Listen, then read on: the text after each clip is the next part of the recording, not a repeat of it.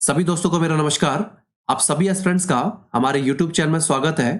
आज है 8 नवंबर और 8 नवंबर तक की एग्जाम के पॉइंट ऑफ व्यू से जो भी इंपॉर्टेंट अपडेट्स हैं वो हम यहाँ पर देख लेते हैं। पहला क्वेश्चन है, अंतर्राष्ट्रीय हॉकी महासंघ का नया अध्यक्ष किसे चुना गया है? ऑप्शन है इसमें मोहसिन अली, राजीव भाटिया, अजय मल्होत्रा या फिर तैयब इकरम। इसका करेक्ट आंसर है तैयब इकरम। एशियाई हॉकी महासंघ के सीईओ मोहम्मद तैयब इकरम को अंतर्राष्ट्रीय हॉकी महासंघ का नया अध्यक्ष चुना गया है, जो कि इस पद पर भारत के नरेंद्र बत्रा का स्थान लेंगे। इकरम ने हाल ही में बेल्जियम के मार्क कुडोन को ऑनलाइन हुई एफआईएच की 48वीं कांग्रेस में 79-47 के अंतर से हराया है। यहाँ पर हम बात करें अंतर्राष्ट्रीय हॉकी महासंघ से संबंधित कुछ महत्वपूर्ण जानकारी की। अंतर्राष्ट्रीय हॉकी महासंघ ये हॉकी का संचालन करने वाली अंतर्राष्ट्रीय निकाय है। इसकी स्थापना वर्ष 1924 में हुई थी। इसका वर्तमान में मुख्यालय लुसाने स्विट्जरलैंड में स्थित है। यहाँ पर हम बात करें खेल निकायों में नियुक्तियों से संबंधित करंट अफेयर्स के प्रश्नों की। हाल ही में बीसीसीआई के नए अध्यक्ष कौन चुने गए हैं? इसका आंसर है रोजर बिन्नी। हॉकी इंडिया का नया अध्यक्ष किसे चुना गया है? इसका आंसर है दिलीप तिर्की।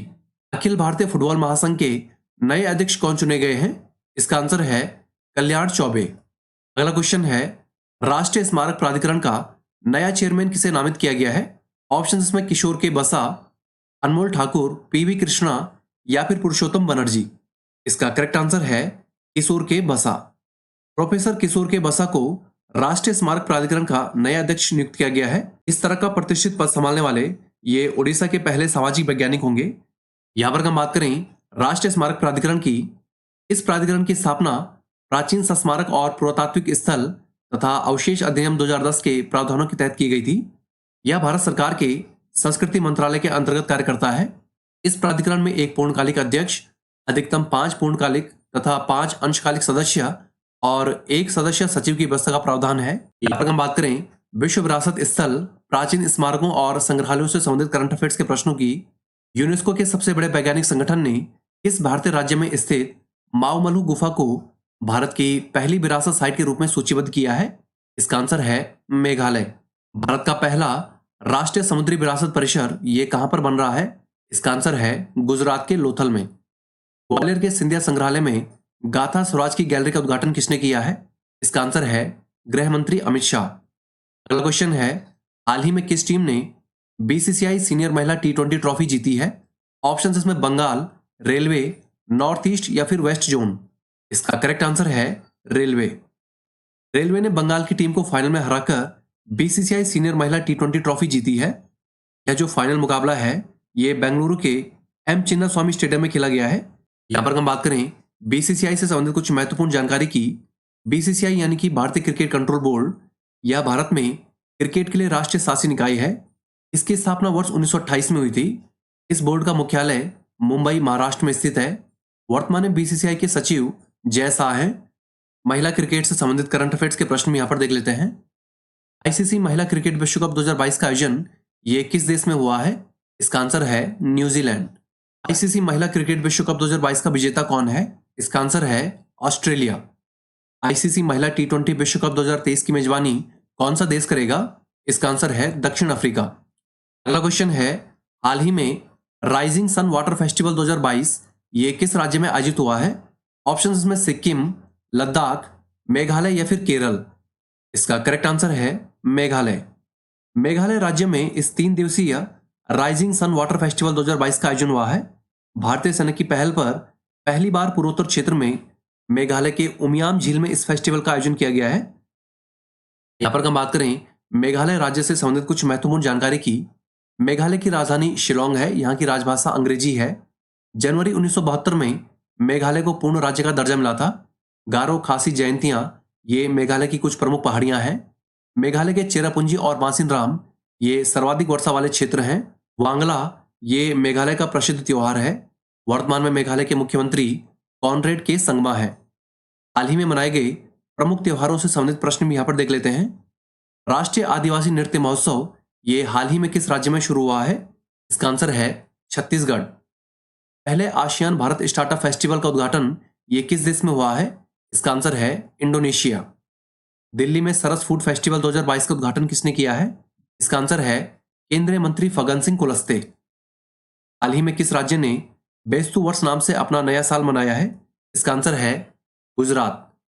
अगला क्वेश्चन है, किस भारतीय मंत्रालय ने 15 नवंबर 2022 को जनजातीय गौरव दिवस मनाने की घोषणा की है? ऑप्शंस में कौशल विकास मंत्रालय, शिक्षा मंत्रालय, पर्यटन मंत्रालय या फिर पर्यावरण मंत्रालय। इसका करेक्ट आंसर है शिक्षा मंत्रालय। केंद्रीय शिक्षा मंत्रालय ने देश भर के स्कूलों और उच्च शिक्षण संस्थानों में वीर जनजातीय स्वतंत्रता सेनानियों की स्मृति में 15 नवंबर को जनजातीय गौरव दिवस मनाने की घोषणा की है। 15 नवंबर को बिरसा मुंडा की जयंती है, जिन्हें देश भर के जनजातीय समुदाय भगवान के रूप में सम्मान देते हैं। अगर हम बात करें भारत में शिक्षा के क्षेत्र से संबंधित कुछ महत्वपूर्ण जानकारी की, भारत में अंग्रेजी शिक्षा का मैग्ना कार्टा वुड डिस्पैच को कहा जाता है। विश्वविद्यालय अनुदान आयोग यानी यूजीसी की स्थापना वर्ष 1956 में हुई थी। राष्ट्रीय साक्षरता मिशन की शुरुआत ये 1988 में हुई थी। ऑपरेशन ब्लैकबोर्ड नामक कार्यक्रम 1987-88 में शुरू किया गया था। इंदिरा गांधी राष्ट्रीय मुक्त विश्वविद्यालय का मुख्यालय ये नई दिल्ली में स्थित है। भारत में शिक्षा के क्षेत्र से संबंधित करंट अफेयर्स के प्रश्न भी यहां पर देख लेते हैं। यूजीसी ने हाल ही में भारत के सभी विश्वविद्यालयों और कॉलेजों को किस दिन भारतीय भाषा दिवस के रूप में मनाने को कहा है? इसका आंसर है 11 दिसंबर।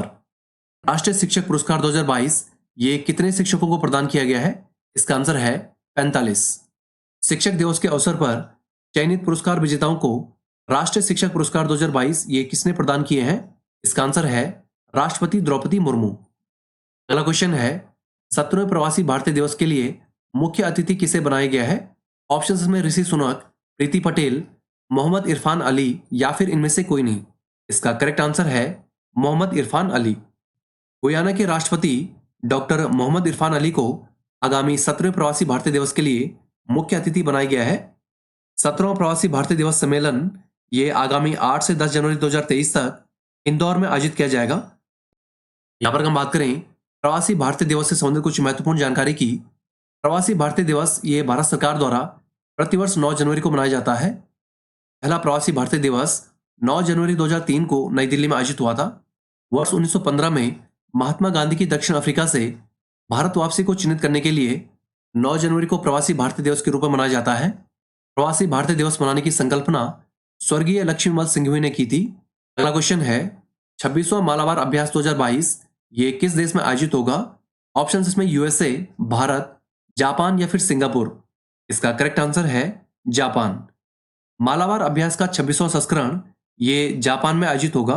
भारतीय नौसेना के जहाजों के साथ साथ ऑस्ट्रेलिया, जापान और यूएसए की नौसेनाओं के जहाज भी इस मालाबार अभ्यास में शामिल होंगे। भारत के अन्य देशों के साथ होने वाले कुछ प्रमुख नौसैनिक अभ्यास भी यहां पर देख लेते हैं। मालाबार अभ्यास ये भारत, ऑस्ट्रेलिया, जापान और अमेरिका के बीच होने वाला प्रमुख नौसैनिक अभ्यास है। इसके अलावा बोंगो सागर ये भारत और बांग्लादेश के बीच, सिम्बेक्स भारत और सिंगापुर, कोंकण अभ्यास ये भारत और ब्रिटेन के बीच, पैसेज अभ्यास ये रूस और भारत के बीच, पासेक्स ये भारत और वियतनाम के बीच तथा शेड ये भारत, जापान और चीन के बीच होने वाला प्रमुख नौसैनिक अभ्यास है। सैन्य अभ्यास से संबंधित करंट अफेयर्स के प्रश्न यहां पर देख लेते हैं। हाल ही में भारत ने मोजाम्बिक के अलावा किस देश के साथ त्रिपक्षीय नौसैनिक अभ्यास में भाग लिया है? इसका आंसर है तंजानिया। हाल ही में भारत ने किस देश के साथ सिम्बेक्स 2022 नाम से 29वां द्विपक्षीय नौसैनिक अभ्यास किया है? इसका आंसर है सिंगापुर। भारत और फ्रांसीसी वायुसेना के बीच 7वां द्विपक्षीय अभ्यास कहां पर शुरू हुआ है? इसका आंसर है जोधपुर, राजस्थान। अगला क्वेश्चन है, इनमें से किसे उत्तराखंड गौरव सम्मान के लिए चुना गया है? ऑप्शन इसमें अजीत डोभाल, मनोज पांडे, वी.आर. चौधरी या फिर ऋषभ पंत। इसका करेक्ट आंसर है अजीत डोभाल। राष्ट्रीय सुरक्षा सलाहकार अजीत डोभाल, भारतीय फिल्म सेंसर बोर्ड के अध्यक्ष प्रसून जोशी समेत 5 लोगों को इस साल के उत्तराखंड गौरव सम्मान के लिए चुना गया है। उत्तराखंड के वर्तमान मुख्यमंत्री पुष्कर सिंह धामी ने हाल ही में इन पुरस्कारों की घोषणा की है। यहां पर हम बात करें उत्तराखंड राज्य से संबंधित कुछ महत्वपूर्ण जानकारी की। उत्तराखंड की शीतकालीन राजधानी देहरादून है, जबकि ग्रीष्मकालीन राजधानी गैरसैंण है। इस राज्य का गठन 9 नवंबर 2000 को 27वें राज्य के रूप में हुआ था। पेड़ों को कटने से बचाने के लिए प्रसिद्ध चिपको आंदोलन की शुरुआत ये उत्तराखंड के चमोली जिले से हुई थी। वर्ष 1847 में लॉर्ड डलहौजी द्वारा उत्तराखंड के रुड़की में देश का पहला इंजीनियरिंग कॉलेज स्थापित किया गया था, जिसे साल 2001 में आईटी का दर्जा दिया गया। उत्तराखंड में देश का सबसे पुराना राष्ट्रीय उद्यान सर हेली द्वारा वर्ष 1936 में स्थापित जिम कॉर्बेट राष्ट्रीय उद्यान है। अगला क्वेश्चन है, इस टीम ने हाल ही में एशियाई स्क्वैश चैंपियनशिप 2022 में स्वर्ण पदक जीता है? ऑप्शन इसमें जापान, चीन, भारत या फिर दक्षिण कोरिया। इसका करेक्ट आंसर है भारत। भारत की पुरुष स्क्वैश टीम ने पहली बार एशिया स्क्वैश टीम चैंपियनशिप का खिताब अपने नाम किया है। यह जो प्रतियोगिता है ये दक्षिण कोरिया के चेयोंगजू में आयोजित हुई है। भारत ने इस प्रतियोगिता के फाइनल में कुवैत को 2-0 से हराकर यह प्रतियोगिता जीती है। यहाँ पर हम बात करें हाल ही में भारतीय टीमों द्वारा जीते प्रमुख टूर्नामेंटों से संबंधित प्रश्नों की, सुल्तान जोहर हॉकी कप 2022 का खिताब ये किस टीम ने जीता है? इसका आंसर है भारत। भारत ने किस टीम को हराकर सैफ अंडर 17 फुटबॉल चैंपियनशिप का खिताब अपने नाम किया है? इसका आंसर है नेपाल। बैडमिंटन के थॉमस कप 2022 में भारत ने किस टीम को हराकर 73 साल बाद यह खिताब अपने नाम किया है? इसका आंसर है इंडोनेशिया। यहां पर हम बात करें महत्वपूर्ण दिवस की, आज है 8 नवंबर और 8 नवंबर को विश्व रेडियोग्राफी दिवस के रूप में मनाया जाता है। आधुनिक स्वास्थ्य सेवा में महत्वपूर्ण योगदान को याद करने तथा दुनिया भर में रेडियोग्राफी को करियर के रूप में बढ़ावा देने के लिए 8 नवंबर को विश्व रेडियोग्राफी दिवस के रूप में मनाया जाता है। यहां पर हम बात करें अंतिम 5 महत्वपूर्ण दिवस की, 7 नवंबर को राष्ट्रीय कैंसर जागरूकता दिवस और शिशु संरक्षण दिवस के रूप में मनाया जाता है। इसके अलावा 5 नवंबर को विश्व सुनामी जागरूकता दिवस, 2 नवंबर को ऑल सोल्स डे, 1 नवंबर को विश्व शाकाहारी दिवस और 31 अक्टूबर को राष्ट्रीय एकता दिवस के रूप में मनाया जाता है। अब पिछले क्वेश्चनों का रिवीजन के साथ साथ कुछ इंपॉर्टेंट वन लाइनर्स भी यहां पर देख लेते हैं। तैयब इकरम ये हाल ही में अंतर्राष्ट्रीय हॉकी महासंघ के नए अध्यक्ष चुने गए हैं। भारतीय क्रिकेटर विराट कोहली को अक्टूबर माह के लिए ICC player of the month चुना गया है। किशोर के बसा को राष्ट्रीय स्मारक प्राधिकरण का नया चेयरमैन नामित किया गया है। मध्य प्रदेश के उज्जैन शहर में विश्व की पहली वैदिक घड़ी लगाई जाएगी। रेलवे ने बंगाल को हराकर बीसीसीआई सीनियर महिला T20 ट्रॉफी जीती है। केबी कामत हाल ही में रिलायंस इंडस्ट्रीज के स्वतंत्र निदेशक नियुक्त हुए हैं। हाल ही में मेघालय में राइजिंग सन वाटर फेस्टिवल 2022 आयोजित हुआ है। शिक्षा मंत्रालय ने 15 नवंबर 2022 को जनजातीय गौरव दिवस मनाने की घोषणा की है। भारत और सिंगापुर की वायुसेना के बीच पश्चिम बंगाल में संयुक्त सैन्य अभ्यास का 11वां संस्करण ये हाल ही में शुरू हुआ है। गुयाना के राष्ट्रपति डॉक्टर मोहम्मद इरफान अली को 17वें प्रवासी भारतीय दिवस के लिए मुख्य अतिथि बनाया गया है। उत्तराखंड के अनिल विज ने हाल ही में अंतर्राष्ट्रीय बॉडी बिल्डिंग का खिताब जीता है। गोवा के मुख्यमंत्री प्रमोद सावंत ने जनवरी 2023 में राज्य में होने जा रहे पर्पल फेस्ट के लोगों का हाल ही में अनावरण किया है। 26वां मालाबार अभ्यास 2022 ये जापान में आयोजित होगा। राष्ट्रीय सुरक्षा सलाहकार अजीत डोभाल, गीतकार प्रसून जोशी सहित अन्य लोगों को उत्तराखंड गौरव सम्मान के लिए चुना गया है। मुंबई टीम ने पहली बार सैयद मुश्ताक अली ट्रॉफी 2022 जीती है। भारत ने हाल ही में एशियाई स्क्वैश चैंपियनशिप 2022 में स्वर्ण पदक जीता है। तो दोस्तों आज के लिए इतना ही। चैनल के साथ जुड़े रहें, चैनल को लाइक सब्सक्राइब करें और अपने दोस्तों के साथ शेयर भी करें। Thank you all, best of luck. मिलते हैं आपको अगली वीडियो के साथ।